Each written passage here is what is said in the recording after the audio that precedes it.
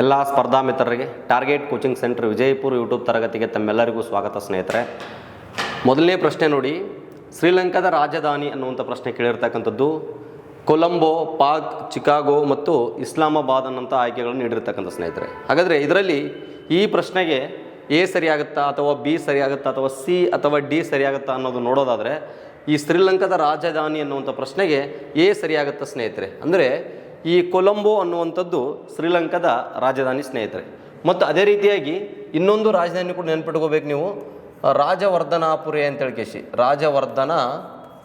ರಾಜವರ್ಧನಾಪುರಿ ಅಥವಾ ರಾಜವರ್ಧನಾಪುರಿ ಅನ್ನೋದು ಶ್ರೀಲಂಕಾದ ಮತ್ತೊಂದು ರಾಜಧಾನಿ. ಇದು ನಿಮಗೆ ಗೊತ್ತಿರಲಿ ಸ್ನೇಹಿತರೆ. ಹಾಗಾದರೆ ಶ್ರೀಲಂಕಾದ ಹಿಂದಿನ ಹೆಸರೇನು ಅಂದಾಗ ಸಿಲೋನ್ ಸ್ನೇಹಿತರೆ. ನೋಡ್ರಿ, ಹಳೆಯ ಹೆಸರು ನೋಡ್ರಿ, ಹಿಂದಿನ ಹೆಸರು ಏನಾಗಿತ್ತು ಅಂತಂದರೆ ಸಿಲೋನ್ ಅಂತ ಕರಿತಿದ್ವಿ.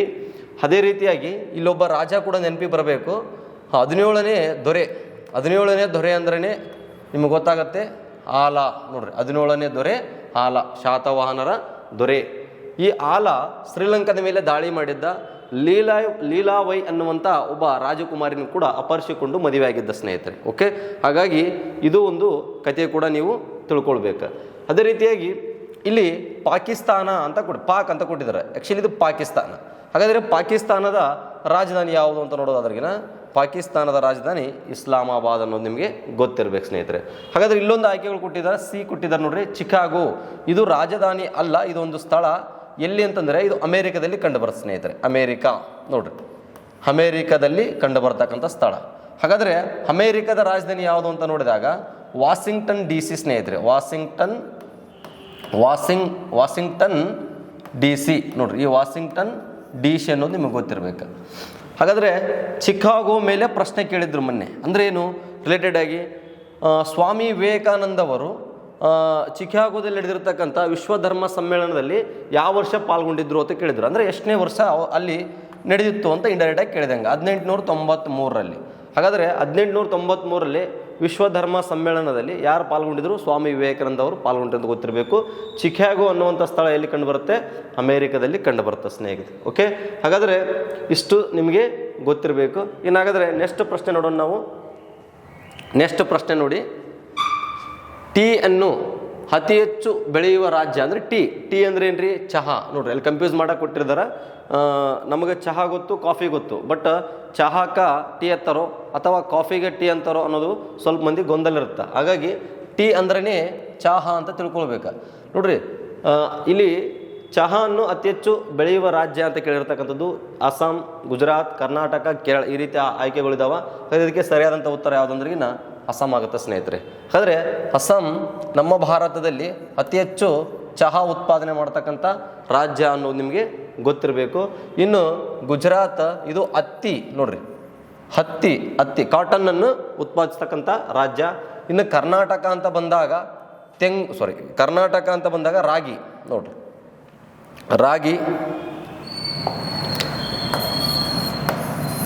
ರಾಗಿಯನ್ನು ಅತಿ ಹೆಚ್ಚು ಉತ್ಪಾದನೆ ಮಾಡುತ್ತೆ ಸ್ನೇಹಿತರೆ. ಯಾವುದು? ಕರ್ನಾಟಕ. ಇನ್ನು ಕೇರಳ ಅಂತ ಬಂದಾಗ ಕೇರಳ ನೋಡ್ರಿ, ತೆಂಗು ಮತ್ತು ರಬ್ಬರ್. ಅದೇ ರೀತಿಯಾಗಿ ಸಾಂಬಾರ್ ಪದಾರ್ಥಗಳು. ನೋಡ್ರಿ, ಈ ಸಾಂಬಾರ್ ಪದಾರ್ಥನೂ ಕೂಡ ಏನು ಮಾಡುತ್ತೆ? ಜಾಸ್ತಿ ಉತ್ಪಾದನೆ ಮಾಡುತ್ತೆ. ಹಾಗಾಗಿ ಕೇರಳ ರಾಜ್ಯವನ್ನು ಸ್ಪೈಸ್ ಗಾರ್ಡನ್ ಅಂತ ಕರಿತಾರೆ ರೀ. ಅಂದ್ರೆ ಸಾಂಬಾರ್ ಪದಾರ್ಥಗಳ ಉದ್ಯಾನವನ ಅಂತ ಕರಿತಕ್ಕಂಥ ಸ್ನೇಹಿತರೆ. ಇದು ನಿಮಗೆ ಗೊತ್ತಿರಬೇಕು. ಪ್ರಪಂಚದಲ್ಲಿ ಅತಿ ಹೆಚ್ಚು ಚಹಾವನ್ನು ಉತ್ಪಾದನೆ ಮಾಡ್ತಕ್ಕಂಥ ದೇಶ ಯಾವುದಂದ್ರೆ ಚೀನಾ ದೇಶ ಗೊತ್ತಿರಬೇಕು ನಿಮಗೆ. ಓಕೆ ಸ್ನೇಹಿತರೆ, ನೆಕ್ಸ್ಟ್ ಪ್ರಶ್ನೆ ನೋಡೋಣ. ನೋಡಿ, ಪೂರ್ಣಿಮೆ ಯಾವಾಗ ಸಂಭವಿಸುತ್ತದೆ? ನೋಡ್ರಿ, ಆಯ್ಕೆಗಳು ಕೊಟ್ಟಿದ್ದಾರೆ. ಪೂರ್ಣಿಮೆ ಕೇಳಿದ್ದಾರೆ, ಅಲ್ಲಿ ಸ್ವಲ್ಪ ಇಂಡೈರೆಕ್ಟಾಗಿ ಕ್ವಶನ್ ಏನಾಗುತ್ತೆ? ಫ್ಲೇಮ್ ಆಗುತ್ತೆ. ನೋಡ್ರಿ, ಹಾಗಾದ್ರೆ ನೋಡ್ರಿ, ಸೂರ್ಯ ಮತ್ತು ಚಂದ್ರನ ನಡುವೆ ಭೂಮಿ ಬಂದಾಗತ್ತ, ಸೂರ್ಯ ಮತ್ತು ಭೂಮಿಯ ನಡುವೆ ಚಂದ್ರ ಬಂದಾಗ, ಭೂಮಿ ಮತ್ತು ಚಂದ್ರನ ನಡುವೆ ಸೂರ್ಯ ಬಂದಾಗ ಯಾವುದು ಅಲ್ಲ ಅಂತ ಕೊಟ್ಟಿರ್ತಕ್ಕಂಥದ್ದು. ಈ ರೀತಿ ಕೇಳಿದಾಗ ನಾವು ಕನ್ಫ್ಯೂಸ್ ಆಗಬಾರ್ದು. ನೋಡ್ರಿ, ಅದಕ್ಕೆ ಏನು ಮಾಡಬೇಕು? ನೋಡ್ರಿ, ಸೂರ್ಯ ಅಂತ ಮಧ್ಯೆ ಬರೋದೇ ಇಲ್ಲ. ಸೂರ್ಯ ಎಲ್ಲಿರ್ತಾನಲ್ಲೋ ಅಲ್ಲೇ ಇರ್ತಾನೆ. ಆದರೆ ಚಂದ್ರ ಮತ್ತು ಭೂಮಿ ಏನಾಗ್ತಾವ? ಚೇಂಜ್ ಆಗ್ತಾ ಇರ್ತಾವ. ನೋಡ್ರಿ, ಈಗ ಇದು ಸೂರ್ಯ ಅನ್ಕೊಳ್ರಿ, ಸೂರ್ಯ ಇಲ್ಲಿ ಸೆಂಟ್ರ್ ಕರೆಕ್ಟಾಗಿ ಚಂದ್ರ ಬಂದು ಇಲ್ಲಿ ಭೂಮಿ ಇತ್ತ ತಿಳ್ಕೊರಿ. ಇದು ಚಂದ್ರ, ಇಲ್ಲಿ ಇದು ಭೂಮಿ, ಇಲ್ಲಿ ಮಧ್ಯದಲ್ಲಿ ಚಂದ್ರ ಬಂದರೆ ಏನಾಗುತ್ತೆ? ಸೂರ್ಯಗ್ರಹಣ ಆಗುತ್ತೆ. ನೋಡ್ರಿ, ಸೂರ್ಯಗ್ರಹಣ. ಇದು ನಿಮಗೆ ಗೊತ್ತಿರಬೇಕು, ಸೂರ್ಯಗ್ರಹಣ. ಅದೇ ಉಲ್ಟಾ ಆಯ್ತು ಅಂತ ತಿಳ್ಕೊರಿ.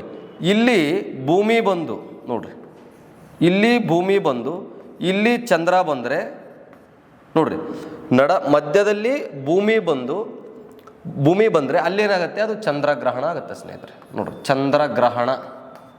ಕನ್ಫ್ಯೂಸ್ ಆಗಬೇಡ್ರಿ. ಒಟ್ಟಿನಲ್ಲಿ ಒಂದು ಟ್ರಿಕ್ಸ್ ನೆನ್ಪಿಟ್ಕೋರಿ, ಮಧ್ಯದಲ್ಲಿ ಚಂದ್ರ ಬಂದರೆ ಅದು ಸೂರ್ಯಗ್ರಹಣ, ಮಧ್ಯದಲ್ಲಿ ಭೂಮಿ ಬಂದರೆ ಅದು ಚಂದ್ರಗ್ರಹಣ. ಹಾಗಾದರೆ ಸೂರ್ಯಗ್ರಹಣ ಯಾವಾಗ ಸಂಭವಿಸುತ್ತೆ ಅಂತಂದರೆ ಅಮಾವಾಸ್ಯೆ ಸಂಭವಿಸುತ್ತೆ. ನೋಡ್ರಿ, ಅಮಾವಾಸ್ಯೆ ದಿನ ಏನಾಗುತ್ತೆ, ಸಂಭವಿಸುತ್ತೆ. ಚಂದ್ರಗ್ರಹಣ ಪೂರ್ಣಿಮೆ ಅಥವಾ ಪೂರ್ಣಿಮೆ ದಿನ ಸಂಭವಿಸುತ್ತೆ. ಹಾಗಾದ್ರೆ ನೋಡ್ರಿ, ಇದಕ್ಕೆ ನಾವು ಇಲ್ಲಿ ಆನ್ಸರ್ ಹುಡುಕುವಂಥ ಪ್ರಯತ್ನ ಮಾಡೋಣ. ನಾ ಆಲ್ರೆಡಿ ಎಕ್ಸ್ಪ್ಲೇನ್ ಹೇಳಿದೆ. ಇಲ್ಲಿ ಏನು ಕೊಟ್ಟಿದ್ದಾರೆ, ಸೂರ್ಯ ಮತ್ತು ಚಂದ್ರನ ನಡುವೆ ಭೂಮಿ ಬಂದಾಗ, ಸೂರ್ಯ ಮತ್ತು ಚಂದ್ರನ ನಡುವೆ ಭೂಮಿ ಬಂದಾಗ ಏನಾಗುತ್ತೆ ಅಂತೇಳಿ ಇಲ್ಲಿ ಚಂದ್ರಗ್ರಹಣ ಅಂತೇಳಿ. ಅಂದ್ರೆ ಏನು, ಚಂದ್ರಗ್ರಹಣ ಯಾವಾಗ ಸಂಭವಿಸ್ತದ, ಪೂರ್ಣಿಮೆ ದಿನ ಸಂಭವಿಸ್ತದೆ. ಓಕೆ, ಹಾಗಾದ್ರೆ ಸರಿಯಾದಂಥ ಉತ್ತರ ಯಾವುದಾಗುತ್ತೆ, ಇದಾಗುತ್ತೆ ಸ್ನೇಹಿತರೆ. ನೋಡ್ರಿ, ಅದೇ ಸೂರ್ಯ ಮತ್ತು ಭೂಮಿಯ ನಡುವೆ ಚಂದ್ರ ಬಂದಾಗ, ನೋಡ್ರಿ, ಸೂರ್ಯ ಮತ್ತು ಭೂಮಿಯ ನಡುವೆ ಚಂದ್ರ ಬಂದಾಗ ಅದೇನಾಗುತ್ತೆ ನೋಡ್ರಿ, ಸೂರ್ಯ ಇಲ್ಲಿದಾನ ಮತ್ತೆ ಭೂಮಿ ಇಲ್ಲಿದೆ, ಇಲ್ಲಿ ನಡಬರಕ ಚಂದ್ರ, ಮಧ್ಯದಲ್ಲಿ ಚಂದ್ರ ಬಂದರೆ ಏನಾಗುತ್ತೆ, ಸೂರ್ಯಗ್ರಹಣ. ಅಲ್ಲಿ ಏನು ಕೇಳಬೇಕಾಗಿತ್ತು, ಅಮಾವಾಸ್ಯೆ ಯಾವಾಗ ಸಂಭವಿಸುತ್ತದೆ ಅಂತ ಕೇಳಿದರೆ ಆನ್ಸರ್ ಏನಾಗ್ತಾ ಇತ್ತು, ಇದಾಗ್ತಾ ಇತ್ತು. ಇಲ್ಲಿ ಪೂರ್ಣಿಮೆ ಕೇಳಿರ್ತಕ್ಕಂಥ. ಓಕೆ, ಇದು ನಿಮ್ಗೆ ಗೊತ್ತಿರಿ. ಭೂಮಿ ಮತ್ತು ಚಂದ್ರನ ನಡುವೆ ಸೂರ್ಯ ಬಂದಾಗ ನಾನು ಹೇಳಿದ್ದೀನಿ, ಸೂರ್ಯ ಮಧ್ಯದಲ್ಲಿ ಬರೋದೇ ಇಲ್ಲ ಅಂತ ಹೇಳಿದ್ದೀನಿ ಸ್ನೇಹಿತರೆ. ಓಕೆ, ಇದು ನಿಮಗೆ ಗೊತ್ತಿರಬೇಕು. ಎಲ್ಲ ಪ್ರತಿ ಅಮಾವಾಸ್ಯೆದಂದು ಏನಾಗಲ್ಲ, ಸೂರ್ಯಗ್ರಹಣ ಆಗಲ್ಲ. ಪ್ರತಿ ಹುಣ್ಣಿಮೆದಂದು ಕೂಡ ಏನಾಗಲ್ಲ, ಚಂದ್ರಗ್ರಹಣ ಆಗಲ್ಲ. ಒಟ್ಟಿನಲ್ಲಿ ಸೂರ್ಯಗ್ರಹಣ ಆಗುವುದು ಅಮಾವಾಸ್ಯದಂದೇ, ಚಂದ್ರಗ್ರಹಣ ಆಗೋದು ಹುಣ್ಣಿಮೆ ದಿನದಂದೇ. ಓಕೆ, ಇದು ನಿಮಗೆ ಗೊತ್ತಿರ್ಬೇಕು ಸ್ನೇಹಿತರೆ. ನೆಕ್ಸ್ಟ್ ಪ್ರಶ್ನೆ ನೋಡೋಣ. ನೆಕ್ಸ್ಟ್ ನೋಡಿ, ನಮ್ಮ ರಾಷ್ಟ್ರೀಯ ಧ್ವಜದಲ್ಲಿರುವ ಅರೆಗಳ ಸಂಖ್ಯೆ ಎಷ್ಟು? ಓಕೆ ನೋಡ್ರಿ, ಇಲ್ಲಿ ಆಯ್ಕೆಗಳು ಕೊಟ್ಟಿದ್ದಾರೆ ನೋಡ್ರಿ, 23, 24, 25, 26. ಇದಕ್ಕೆ ಸರಿಯಾದಂಥ ಉತ್ತರ ಎಲ್ಲರೂ ಹೇಳ್ತೀರಾ, 24 ಸ್ನೇಹಿತರೆ. ನೋಡ್ರಿ, ಕೇಸರಿ, ಬಿಳಿ, ಹಸಿರು 1947 ಜುಲೈ 22ರಂದು, ಈ ಒಂದು ಜುಲೈ 22 ನೋಡ್ರಿ, ಇದು ನೆನ್ಪಿಟ್ಕೊರಿ ಡೇಟ. ಜುಲೈ 22ಕ್ಕೆ ಏನಾಯಿತು, ಅಳವಡಿಕೆ ಆಯಿತು. ನಮ್ಮ ರಾಷ್ಟ್ರ ಧ್ವಜವನ್ನು ನಾವೇನು ಮಾಡ್ಕೊಂಡ್ವಿ, ಅಳವಡಿಸ್ಕೊಂಡ್ವಿ ರೀ. ಇದು ಡೇಟ್ ತುಂಬ ಮೋಸ್ಟ್ ಇಂಪಾರ್ಟೆಂಟಾ. ಅದೇ ರೀತಿಯಾಗಿ ಈ ಧ್ವಜವನ್ನು ವಿನ್ಯಾಸಗೊಳಿಸಿದವರು ಯಾರು ಅಂತ ಕೇಳ್ತಾರೆ ಎಕ್ಸಾಮಲ್ಲಿ. ಪಿಂಗಾಲಿ ವೆಂಕಯ್ಯ, ಆಂಧ್ರ ಪ್ರದೇಶಕ್ಕೆ ಸೇರಿರ್ತಕ್ಕಂಥ ಪಿಂಗಾಲಿ ವೆಂಕಯ್ಯ ಅನ್ನೋದು ಗೊತ್ತಿರಲಿ, ಇದೊಂದು ಪಾಯಿಂಟ್. ಹಾಗಾದರೆ ಧ್ವಜವನ್ನು ಎಲ್ಲಿ ತಯಾರಿಸ್ತಾರ ಅಂತಂದರೆ ಗರಗ. ನೋಡ್ರಿ, ಹುಬ್ಬಳ್ಳಿಯ ಗರಗ ಅನ್ನುವಂಥ ಒಂದು ಹಳ್ಳಿಯಲ್ಲಿ ಇದು ಏನಾಗ್ತದೆ, ಇಡೀ ಇಂಡಿಯಾದಲ್ಲಿ ಧ್ವಜನ ತಯಾರು ಮಾಡ್ತಕ್ಕಂಥ ಹಕ್ಕನ್ನು ಅವರು ಪಡ್ಕೊಂಡಿರ್ತಕ್ಕಂಥದ್ದು. ಓಕೆ, ಇನ್ನು ಧ್ವಜ ಸಂಹಿತೆ ಯಾವಾಗ ಬರ್ತದೆ ಕೇಳ್ತಾರೆ. 2002ರಲ್ಲಿ ಧ್ವಜ ಸಂಹಿತೆ ಬಂದಿರತಕ್ಕಂಥದ್ದು. ಧ್ವಜ ಸಂಹಿತೆ ವೆರಿ ಇಂಪಾರ್ಟೆಂಟ್. ಓಕೆ, ಧ್ವಜ ಸಂಹಿತೆ ಅಂದ್ರೆ ಅಲ್ಲಿ ಧ್ವಜಕ್ಕೆ ನಾವು ಅಪಮಾನ ಅಥವಾ ಅವಮಾನ ಮಾಡ್ತಕ್ಕಂಥ ಕೃತ್ಯಗಳನ್ನು ಎಸಗಿದರೆ ಆ ಒಂದು ಧ್ವಜ ಸಂಹಿತೆಯ ಒಂದು ಪ್ರಕಾರ ನಾವೇನು ಮಾಡಬೇಕಾಗತ್ತೆ, ಒಂದು ಶಿಕ್ಷೆನ ಅನುಭವಿಸ್ಬೇಕಾಗತ್ತೆ ಸ್ನೇಹಿತರೆ. ಓಕೆ, ಯಾವ್ಯಾವ ರೀತಿ ನಾವು ಧ್ವಜವನ್ನು ಆರಿಸಬೇಕು ಅನ್ನೋದು ಇಲ್ಲಿ ಕೊಟ್ಟಿರ್ತಕ್ಕಂಥದ್ದು. ಓಕೆ, ಹಾಗಾದ್ರೆ ಮೊದಲ ಬಾರಿಗೆ ಧ್ವಜವನ್ನು ಯಾವಾಗ ಆರಿಸಲಾಯಿತು ಅಂದ್ರೆಗಿನ 1929ರ ಲಾಹೋರ್ ಅಂದ್ರೆ ಪಾಕಿಸ್ತಾನದಲ್ಲಿ ಕಂಡು ಬರ್ತಕ್ಕಂಥ ಲಾಹೋರ್ ಅಧಿವೇಶನದಲ್ಲಿ. ನೋಡ್ರಿ, ಲಾಹೋರ್ ಸೆಷನ್, ಈ ಲಾಹೋರ್ ಅಧಿವೇಶನದಲ್ಲಿ ಏನು ಮಾಡಲಾಯಿತು, ಮೊದಲ ಬಾರಿಗೆ ಧ್ವಜವನ್ನು ಆರಿಸಲಾಯಿತು. ಇದು ನಿಮಗೆ ಗೊತ್ತಿರಬೇಕು. ಫಸ್ಟ್ ಆರಿಸಿದ್ದು ಯಾವಾಗ ಅಂದ್ರೆ 1929. ಓಕೆ, ನೆಕ್ಸ್ಟ್ ಆವಾಗ ಅಧ್ಯಕ್ಷರು ಯಾರಾಗಿದ್ದರು, ಅಲ್ಲಿ ಲಾಹೋರ್ ಸೆಷನ್ನ ಅಧ್ಯಕ್ಷರು ಯಾರಾಗಿದ್ದರು ಅಂದ್ರೆ ಜವಾಹರ್ಲಾಲ್ ನೆಹರು ಅವರಾಗಿದ್ದರು. ಓಕೆ, ಇದು ನಿಮಗೆ ಗೊತ್ತಿರಬೇಕು. ಹಾಗಾದರೆ ಇಲ್ಲಿ 1900 ಒಂದು ಸೆಕೆಂಡ್ ನೋಡ್ರಿ, ಪ್ರತಿ ವರ್ಷ ಜನವರಿ 26 ಮತ್ತು ಆಗಸ್ಟ್ 15ಕ್ಕೆ ಧ್ವಜಾರೋಹಣ ಮಾಡಲಾಗುತ್ತೆ. ಹಾಗಾದ್ರೆ ಇಲ್ಲಿ ಇಂಪಾರ್ಟೆಂಟ್ ಏನಂದರೆ ಜನವರಿ 26ರಂದು ಯಾರು ಧ್ವಜಾರೋಹಣ ಮಾಡ್ತಾರೆ, ಆಗಸ್ಟ್ 15ಕ್ಕೆ ಯಾರು ಧ್ವಜಾರೋಹಣ ಮಾಡ್ತಾರೆ ಅನ್ನೋದು ಭಾಳ ಇಂಪಾರ್ಟೆಂಟ್. ಜನವರಿ 26ಕ್ಕೆ ರಾಷ್ಟ್ರಪತಿಯವರು ಧ್ವಜಾರೋಹಣ ಮಾಡ್ತಾರೆ, ಇದು ನಿಮಗೆ ಗೊತ್ತಿರಬೇಕು, ರಾಷ್ಟ್ರಪತಿ. ಇನ್ನು ಆಗಸ್ಟ್ 15ಕ್ಕೆ ಇಲ್ಲಿ ಪ್ರಧಾನಿಯವರು ಧ್ವಜಾರೋಹಣ ಮಾಡಿ ಕೆಲವೊಂದಿಷ್ಟು ಭಾಷಣಗಳನ್ನು ಮಾಡ್ತಕ್ಕಂಥದ್ದು. ಓಕೆ, ಇದು ನಿಮಗೆ ಗೊತ್ತಿರೋ ಪ್ರಧಾನಿಯವರು. ಇಷ್ಟು ನಿಮಗೆ ಗೊತ್ತಿರಬೇಕು ಸ್ನೇಹಿತರೆ. ಇನ್ನು ಇದರ ಒಂದು ವಿಸ್ತೀರ್ಣ ಕೇಳಿದರೆ 3:2 ಅಂತ ಗೊತ್ತಿರಬೇಕು. ಉದ್ದ ಮತ್ತು ಅಗಲ ಕೇಳಿದರೆ 3:2. ಅಲ್ಲಿ ಕನ್ಫ್ಯೂಸ್ ಮಾಡ್ತಿರ್ತಾನೆ, ಅದು ನೋಡ್ಕೋಬೇಕು ನೀವು. ಉದ್ದ ಅಗಲ ಕೇಳಿದರೆ 3:2, ಮತ್ತು ಅಗಲ ಉದ್ದ ಕೇಳಿದರೆ 2:3 ಆಗುತ್ತೆ. ಓಕೆ, ಇದು ನಿಮಗೆ ಗೊತ್ತಿರಬೇಕು. ಇನ್ನು 24 ಚಕ್ರ, ಅಶೋಕ ಚಕ್ರ ಅಂತ ಏನು ಕರಿತೀವಲ್ಲ, ಅದು ನೇರಳೆ ಬಣ್ಣದಲ್ಲಿ ಇರ್ತಕ್ಕಂಥ ಸ್ನೇಹಿತರೆ, ನೇರಳೆ ಬಣ್ಣದಲ್ಲಿ ಇರ್ತಕ್ಕಂಥದ್ದು, ಇದು ನಿಮಗೆ ಗೊತ್ತಿರಬೇಕು. ಓಕೆ, ನೆಕ್ಸ್ಟ್ ಪ್ರಶ್ನೆ ನೋಡೋಣ. ಭಾರತದಲ್ಲಿ ಮತದಾನದ ಕನಿಷ್ಠ ವಯಸ್ಸು ಅಂತ ಕೇಳಿರ್ತಕ್ಕಂಥ 21, 25 ಅಥವಾ 18, 30. ನೋಡ್ರಿ, ಭಾರತದಲ್ಲಿ ಮತದಾನದ ಕನಿಷ್ಠ ವಯಸ್ಸು ಎಷ್ಟೈತೆ ಅಂದ್ರೆಗಿನ 18 ಇದೆ ಸ್ನೇಹಿತರೆ. ನೋಡ್ರಿ, ಹಾಗಾದರೆ ಇಲ್ಲಿ 21 ಕೂಡ ಏನಿದೆ, ಇಲ್ಲಿ ಆಯ್ಕೆಯಲ್ಲಿದೆ. 21 ಯಾವಾಗ? ಅದು ಹಿಂದೆ 1989 ವರ್ಷದ ಹಿಂದೆ ಇತ್ತು. ನೋಡ್ರಿ, ರಾಜೀವ್ ಗಾಂಧಿ ಅವರ ಅಧಿಕಾರದಲ್ಲಿ ಏನಾಗುತ್ತೆ ಅಂದರೆ ಒಂದು ತಿದ್ದುಪಡಿ ಆಗುತ್ತೆ. 61ನೇ ತಿದ್ದುಪಡಿ ಆಗುತ್ತೆ ಸಂವಿಧಾನಕ್ಕೆ, 61ನೇ ತಿದ್ದುಪಡಿ. ನೋಡ್ರಿ, ಈ ತಿದ್ದುಪಡಿ ಮೂಲಕ 1989ರಲ್ಲಿ 21 ಇರ್ತಕ್ಕಂಥ ಮತದಾನದ ವಯಸ್ಸನ್ನು ಎಲ್ಲಿ ಇಳಿಕೆ ಮಾಡ್ತಾರೆ ಅಂದ್ರೆ ಇನ್ನು 18 ವಯಸ್ಸಿಗೆ ಏನು ಮಾಡ್ತಾರೆ, ಇಳಿಕೆ ಮಾಡ್ತಾರೆ. ಇದು ನಿಮಗೆ ಗೊತ್ತಿರಿ, 21 ಇರ್ತಕ್ಕಂಥ ಮತದಾನ ಹಕ್ಕನ್ನು 18 ವಯಸ್ಸಿಗೆ ಏನು ಮಾಡ್ತಾರೆ, ಮತದಾನ ಹಕ್ಕನ್ನು ನೀಡಿರ್ತಕ್ಕಂಥದ್ದು. ಇದು ನಿಮಗೆ ಗೊತ್ತಿರಬೇಕು ಸ್ನೇಹಿತರೆ. ಓಕೆ, ಭಾರತದಲ್ಲಿ ಮತದಾನ ಕನಿಷ್ಠ ವಯಸ್ಸು ತಿದ್ದುಪಡಿ ಆದರೂ ಕೇಳ್ಬೋದು, ವರ್ಷ ಆದರೂ ಕೇಳ್ಬೋದು, ಯಾರ ಅಧಿಕಾರದಲ್ಲಿ ಅಂತಲೂ ಕೇಳ್ಬೋದು. ಓಕೆ, ಇದು ನಿಮಗೆ ಗೊತ್ತಿರಲಿ. ನೆಕ್ಸ್ಟ್ ಪ್ರಶ್ನೆ ನೋಡೋಣ ನಾವು. ನೆಕ್ಸ್ಟ್ ಪ್ರಶ್ನೆ ನೋಡಿ, ಹರ್ಷವರ್ಧನನ ಕಾಲದಲ್ಲಿ ಬಂದ ವಿದೇಶಿ ಯಾತ್ರಿ ಯಾರು ಅಂತ ಕೇಳಿರ್ತಕ್ಕಂಥದ್ದು. ಹುಯೆನ್ ತ್ಸಾಂಗ್, ಪಾಯಾನ, ಅಬ್ದುಲ್ ರಜಾಕ್ ಅಥವಾ ಮೆಗಸ್ತನೀಸ್. ನೋಡ್ರಿ, ಹಾಗಾದರೆ ಇಲ್ಲಿ ಪದೇ ಪದೇ ಪ್ರಶ್ನೆ ಕೇಳ್ತಿರ್ತಾರೆ ಇದನ್ನು. ಹಾಗಾಗಿ ಇಲ್ಲಿ ನೀವೇನು ಮಾಡಬೇಕು, ಯಾರ ಆಸ್ಥಾನಕ್ಕೆ ಬಂದಿದ್ರು ಅಂದೂ ಕೂಡ ನೀವು ಗಮನದಲ್ಲಿ ಇಟ್ಕೊಳ್ಬೇಕು.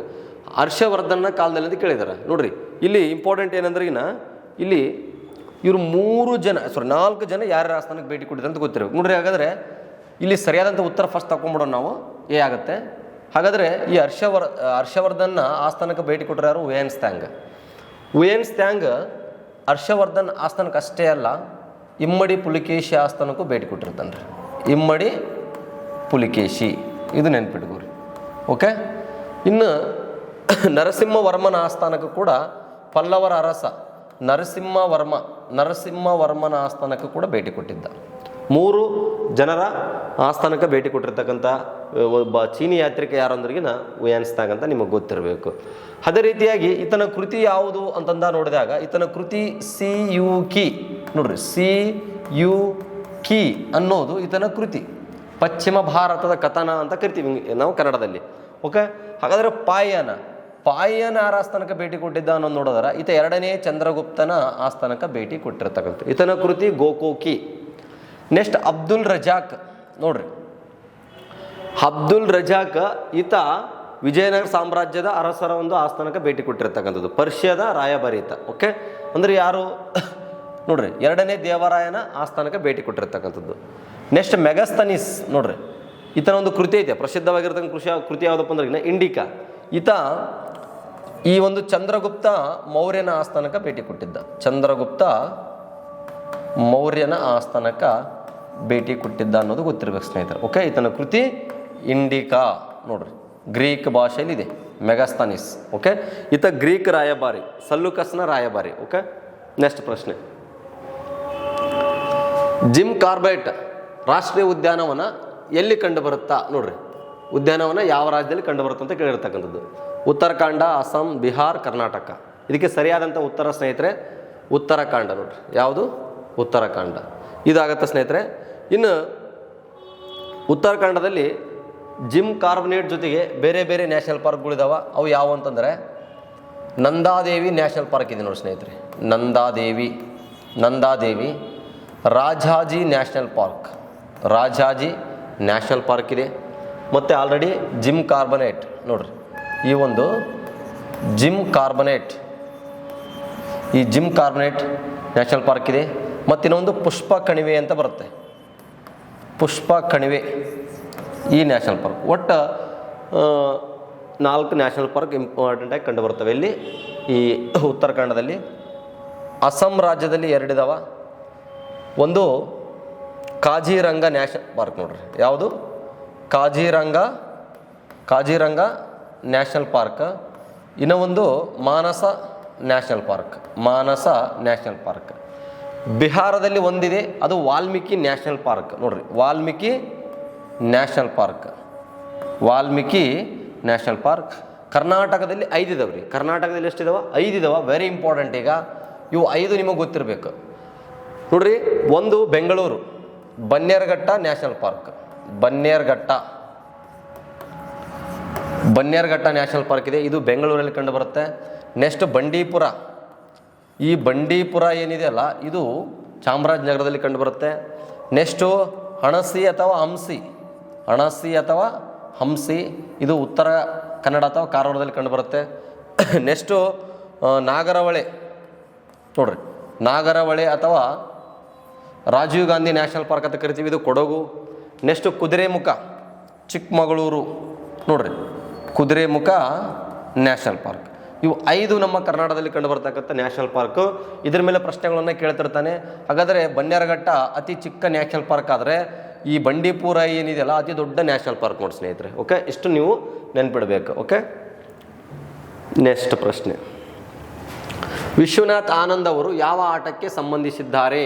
ನೋಡ್ರಿ, ವಿಶ್ವನಾಥ್ ಆನಂದದ ಬಗ್ಗೆ ಕೇಳಿರ್ತಕ್ಕಂಥದ್ದು ಕ್ರಿಕೆಟಾ, ಚೆಸ್ಸಾ, ಹಾಕಿ, ಕಬಡ್ಡಿ ಈ ರೀತಿ ಕೇಳಿರ್ತಕ್ಕಂಥದ್ದು. ಹಾಗಾದರೆ ಇದಕ್ಕೆ ಸರಿಯಾದಂಥ ಉತ್ತರ ಯಾವುದಂದ್ರೆ ಇವರು ಚೆಸ್ ಆಟಕ್ಕೆ ಸಂಬಂಧಿಸಿದವರು.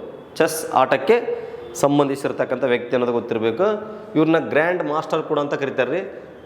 ನೆಕ್ಸ್ಟು ಇವ್ರ ಬಗ್ಗೆ ಹೇಳೋದಾದರೆ 1990 ಮತ್ತು 90 ಅಥವಾ 91ರಲ್ಲಿ ಏನು ಸ್ಥಾಪನೆ ಆಗಿದಲ್ಲ ಈ ರಾಜೀವ್ ಗಾಂಧಿ ಖೇಲ್ ರತ್ನ ಪ್ರಶಸ್ತಿ, ಅದನ್ನು ಮೊದಲು ಪಡ್ಕೊಂಡವರೇ ಇವರೇ ನೋಡ್ರಿ. 1991ರಲ್ಲಿ ಸ್ಥಾಪನೆ ಆಗಿರ್ತಕ್ಕಂಥ ರಾಜೀವ್ ಗಾಂಧಿ ನೋಡ್ರಿ, ಈ ರಾಜೀವ್ ಗಾಂಧಿ ಖೇಲ್ ರತ್ನ ಪ್ರಶಸ್ತಿಯನ್ನು ಪಡ್ಕೊಂಡವರು ಮೊದಲ ಕ್ರೀಡಾಪಟು ಯಾರು ಅಂದ್ರಿಗಿನ ವಿಶ್ವನಾಥ್ ಆನಂದ್ ಅನ್ನೋದು ಗೊತ್ತಿರಬೇಕು. ಹಾಗಾದರೆ ಇದೇ ಪ್ರಶಸ್ತಿನ ಮತ್ತೀಗ ಮರುನಾಮಕರಣ ಮಾಡಲಾಗೈತೆ. ಧ್ಯಾನ್ ಚಂದ್ ಖೇಲ್ ರತ್ನ ಪ್ರಶಸ್ತಿ ಅಂತ ಹೇಳಿ ನೋಡ್ರಿ. ಇವರು ಆಕೆಗೆ ಸಂಬಂಧಪಟ್ಟಂಥ ವ್ಯಕ್ತಿ. ಧ್ಯಾನ್ ಚಂದ್ ಖೇಲ್ ರತ್ನ ಪ್ರಶಸ್ತಿ ನೋಡ್ರಿ, ಇದು ನಿಮಗೆ ಮೋಸ್ಟ್ ಇಂಪಾರ್ಟೆಂಟ್. ಈಗ ಏನಂತ ಮರುನಾಮಕರಣ ಮಾಡಿರ ಅಂತ ಕೇಳ್ಬೋದು ಎಕ್ಸಾಮಲ್ಲಿ. ಓಕೆ, ಹಾಗಾದರೆ ಚೆಸ್ಗೆ ಇನ್ನೂ 2 ವ್ಯಕ್ತಿಗಳು ಸಂಬಂಧಪಟ್ಟಿದ್ದಾರೆ. ಆರ್ ಪ್ರಜ್ಞಾನಂದ ಅನ್ನುವಂಥ ಒಬ್ಬ ಯುವಕ, ಮತ್ತು ಡಿ ಗುಕೇಶ್ ಅಂತೇಳಿ ಡಿ ಗುಕೇಶ್ ನೋಡ್ರಿ, ಇವ್ರು ನೆನ್ಪಿಟ್ಕೋರಿ. ಪ್ರಜ್ಞಾನಂದ ಮತ್ತು ಈ ಡಿ ಗುಕೇಶ್ ಅವ್ರನ್ನ ಈ ವಿಶ್ವ ಚಾಂಪಿಯನ್ ಆಗಿ ವಿಶ್ವನಾಥ್ ಆನಂದ್ ಅವರ ರೆಕಾರ್ಡ್ಸ್ಗಳನ್ನು ಇವರು ಬ್ರೇಕ್ ಮಾಡಿರ್ತಕ್ಕಂಥದ್ದು. ಯಾರು? ಡಿ ಗುಕೇಶ್ ಅವರು. ಮೊನ್ನೆ 2024ರಲ್ಲಿ ನಡೆದಿರ್ತಕ್ಕಂಥ ಈ ಒಂದು ವಿಶ್ವ ಚಾಂಪಿಯನ್ ಚೆಸ್ಸಲ್ಲಿ ಇವರು ಹೊರಹೊಮ್ಮಿರ್ತಕ್ಕಂಥದ್ದು. ಓಕೆ, ನೆಕ್ಸ್ಟ್ ಇವೆಲ್ಲ ಗೊತ್ತಿರಬೇಕು ನಿಮಗೆ. ಕಬಡ್ಡಿ, ಹಾಕಿ, ನಮಗೇನು ಕ್ರಿಕೆಟಲ್ಲಿ ಅಂತ ಎಲ್ಲ ಪ್ಲೇಯರ್ ಗೊತ್ತೇ ಇರ್ತಾರೆ. ಆಲ್ಮೋಸ್ಟ್ ಈಗ ಚಾಂಪಿಯನ್ ಟ್ರೋಫಿ ಏನಾಗಿದೆ, ಸ್ಟಾರ್ಟ್ ಆಗಿದೆ. ಇದೇ 9ನೇ ತಾರೀಕು ಮಾರ್ಚ್ 9ಕ್ಕೆ ಏನಿದೆ ಫೈನಲ್ ಕೂಡ ಇದೆ. ಇಂಡಿಯಾ ಆಲ್ರೆಡಿ ಏನಾಗಿದೆ, ಫೈನಲ್ ರೀಚ್ ಆಗಿದೆ. ಈ ಒಂದು ಆಸ್ಟ್ರೇಲಿಯಾವನ್ನು ಸೋಲಿಸಿ ಈಗ ಆಲ್ರೆಡಿ ಇಂಡಿಯಾ ಫೈನಲ್ ಹಂತಕ್ಕೆ ಹೋಗೈತೆ. ನಾವು ಕೂಡ ಫೈನಲಲ್ಲಿ ಜಯವನ್ನು ಗಳಿಸಲಿ ಅನ್ನೋದು ಕೂಡ ನಾವು ಕೋರ್ಕೊಳ್ತಕ್ಕಂಥದ್ದು. ಅಂದರೆ ನಮ್ಮ ಒಂದು ಭಾರತ ಗೆದ್ದು ಬರಲಿ ಅನ್ನೋದು ಕೂಡ ನನ್ನ ಆಶಯ. ಓಕೆ, ಹಾಗಾದರೆ ನೆಕ್ಸ್ಟ್ ಪ್ರಶ್ನೆ ನೋಡೋಣ. ಕಾಂಗರುಗಳು ಹೆಚ್ಚಾಗಿ ಎಲ್ಲಿ ಕಂಡು ಬರುತ್ತವೆ ಅಂತ ಕೇಳಿರ್ತಕ್ಕಂಥ ಸ್ನೇಹಿತರೆ, ಆಸ್ಟ್ರೇಲಿಯಾ, ನ್ಯೂಜಿಲ್ಯಾಂಡ್, ಬ್ರೆಜಿಲ್, ಜಪಾನ್ ಅಂತೇಳಿ ಇದಕ್ಕೆ ಸರಿಯಾದಂಥ ಉತ್ತರ ಯಾವುದು ಅಂತಂದರೆ ಆಸ್ಟ್ರೇಲಿಯಾ ಸ್ನೇಹಿತರೆ. ನೋಡ್ರಿ, ಆಸ್ಟ್ರೇಲಿಯಾ ನೋಡ್ರಿ. ಹಾಗಾದರೆ ಇಲ್ಲಿ ಆಸ್ಟ್ರೇಲಿಯಾ ಅಂದಾಗ ಇದು ಅತಿ ಚಿಕ್ಕ ಖಂಡ ನೋಡ್ರಿ, ಇದು ನಿಮಗೆ ಗೊತ್ತೇ ಇರುತ್ತೆ. ಮತ್ತು ಇನ್ನೊಂದು ಗೊತ್ತಿರಬೇಕು, ಆಸ್ಟ್ರೇಲಿಯಾ ದೇಶವನ್ನು ಅಪರೂಪದ ಪ್ರಾಣಿ ಪಕ್ಷಿಗಳ ನಾಡು ಅಂತ ಕರೀತಾರೆ. ಪ್ರಾಣಿ ಪಕ್ಷಿಗಳ ನಾಡು ಅಂತ ಕರೀತಾರೆ. ಇದು ನಿಮಗೆ ಗೊತ್ತಿರಬೇಕು. ಅಂದರೆ ವಿವಿಧ ಪ್ರಭೇದಗಳು, ಅಂದರೆ ಎಲ್ಲಿ ಸಿಗದ ನೋಡದೇ ಇರತಕ್ಕಂಥ ಪ್ರಾಣಿ ಪಕ್ಷಿ ಪ್ರಭೇದಗಳು ಇಲ್ಲಿ ಕಂಡು ಬರ್ತಕ್ಕಂಥದ್ದು. ಓಕೆ, ಇದು ನಿಮಗೆ ಗೊತ್ತಿರಬೇಕು. ಆಸ್ಟ್ರೇಲಿಯಾ ಒಂದು ದೇಶದ ಪ್ರಾಣಿ ಕೂಡ, ಆ ದೇಶದ ಪ್ರಾಣಿ ಕಾಂಗೋರೋ, ಇದು ನಿಮಗೆ ಗೊತ್ತಿರಬೇಕು. ಓಕೆ, ನೆಕ್ಸ್ಟು ಆಸ್ಟ್ರೇಲಿಯಾ ರಾಜಧಾನಿ ಕೇಳಿದ್ದ ಒಂದು ಬೇರೆ, ಕ್ಯಾನ್ಬೆರಾ ಅನ್ನೋದು ಆಸ್ಟ್ರೇಲಿಯಾ ದೇಶದ ರಾಜಧಾನಿ ಅಂತ ಗೊತ್ತಿರಬೇಕು. ಓಕೆ, ನ್ಯೂಜಿಲ್ಯಾಂಡ್ ರಾಜಧಾನಿ ವೆಲ್ಲಿಂಗ್ಟನ್. Okay, Japan Tokyo. ಈ ರೀತಿ ಪ್ರಶ್ನೆಗಳು ಕೂಡ ಬರ್ತಕ್ಕಂಥ ಸ್ನೇಹಿತರೆ. ನೆಕ್ಸ್ಟ್ ಪ್ರಶ್ನೆ ನೋಡಿ, ಕರ್ನಾಟಕದ ಜಲಿಯನ್ ವಾಲಾಬಾಗ್ ಎಂದು ಕರೆಯಲ್ಪಡುವ ಸ್ಥಳ ಯಾವುದು? ವಿದುರುಶ್ವತ, ಗೌರಿಬಿದನೂರು, ಆಂಕೋಲಾ, ಈಸೂರು. ಇದಕ್ಕೆ ಸರಿಯಾದಂಥ ಉತ್ತರ ಯಾವುದು ಅಂತಂದ್ರೆಗಿನ ವಿದುರುಶ್ವತ. ಏನೋ ಗೊತ್ತಿಲ್ಲವ, ಎಲ್ಲವೂ ಇಟ್ಬಿಟ್ಟಿದ್ದಾರೆ ಆಯ್ಕೆಗಳು PPT ಮಾಡಬೇಕಾದ್ರೆ. ಇದು ನಾನು ಮಾಡಿರ್ತಕ್ಕಂಥದ್ದಲ್ಲ, ಮತ್ತು ಸರಿ ಹಾಕೊಂಬಂದ್ಬಿಟ್ರೆ ಎಲ್ಲ ಆನ್ಸರ್ ಅಂತ ಅನ್ಕೋಬೇಡ್ರಿ. ಬಟ್ ಈಗ ನನಗೆ ಗೊತ್ತಾಗ್ತಾ ಇದೆ ಎಲ್ಲವೂ ಏನೇ ಇದಾವ. ಓಕೆ, ಅವರು ಟೈಪಿಂಗ್ ಮಾಡಬೇಕಾದ್ರೆ ಏನೋ ಸ್ವಲ್ಪ ಮಿಸ್ಟೇಕ್ ಆಗಿದೆ ಇಲ್ಲಿ, ಬಟ್ ಆನ್ಸರ್ ಅಂತ ಎಲ್ಲ ಕರೆಕ್ಟ್ ಇದಾವೆ, ಡೋಂಟ್ ವರಿ. ನೋಡ್ರಿ ಇಲ್ಲಿ ವಿದುರುಶ್ವತ, ಗೌರಿಬಿದನೂರು, ಆಂಕೋಲ, ಈಸೂರು ಈ ರೀತಿ ಇರ್ತಕ್ಕಂಥದ್ದು. ಹಾಗಾದರೆ ವಿದುರುಶ್ವತ ಅನ್ನೋದು ಇದು ಕೂಡ ಚಿಕ್ಕಬಳ್ಳಾಪುರ ಜಿಲ್ಲೆಯ ಗೌರಿಬಿದನೂರು ತಾಲೂಕಿನಲ್ಲಿ ಕಂಡು ಬರ್ತಕ್ಕಂಥದ್ದು. ಅಂದರೆ ಇದನ್ನು ಜಲಿಯನ್ ವಾಲಾಬಾಗ್ ಅಂತ ಕರೀತಾರೆ, ಕರ್ನಾಟಕದ ಜಲಿಯನ್ ವಾಲಾಬಾಗ್ ಅಂತ ಕರೀತಾರೆ. ಈ ರೀತಿ ಕರೆದವರು ಯಾರು ಅಂದ್ರೆ ಪಟ್ಟಾಭಿ ಸೀತಾರಾಮಯ್ಯ. ನೋಡ್ರಿ ಈ ಒಂದು ಪಟ್ಟಾಭಿ ಸೀತಾರಾಮಯ್ಯ ಅವರು ಕರೆದಿರ್ತಕ್ಕಂಥದ್ದು. ಸೀತಾರಾಮಯ್ಯ, ಪಟ್ಟಾಭಿ ಸೀತಾರಾಮಯ್ಯ ಅವರು ಕರ್ನಾಟಕ ಜಲಿಯನ್ ವಾಲಾಬಾಗ್ ಅಂತ ಕರೆದಾರ್ರಿ. ಓಕೆ, ಇದು ನಿಮಗೆ ಗೊತ್ತಿರಬೇಕು. ಇದು 1938ರಲ್ಲಿ ಈ ಘಟನೆ ನಡೆಯುತ್ತೆ. Okay, April 11ಕ್ಕೆ.